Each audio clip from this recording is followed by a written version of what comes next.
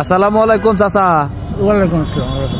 বলছিলাম চাচা একটু হাত টান পাড়াপাড়ি বাইরে গেল, এখন কি করব? আর তোকে তো টান পড়া পড়তেই থাকে, তোকে নেওয়ার সময় তো কারো আল্লাহর নাম করি তোকে টান পাড়াপড়ি করে না। না রোজা রমজান ওয়াজ চলছে, ইফতারের আগে মেসাজ করছি, তার আগেও এসে তোরা এইসব কথা বলবি। আমি যত বলি তোকে বকবো না, বকি ছাড়া থাকতে পারি না। অত কথা না বলি, টেকাটা দে, লাভের টেকাটা দে। টেকাটা না দিলি তো চাষি বাড়ি গেল ধর মারবেন। আমি দিন আনি দিন খাই, লাভের টাকায় আমার সংসার।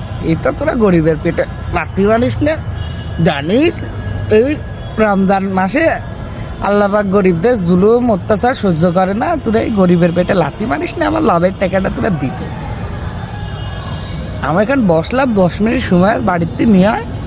আর না হলে যাওয়ার সময় তোর ঘরের ছাগলটা খুলে নিয়ে চলে যাবো না।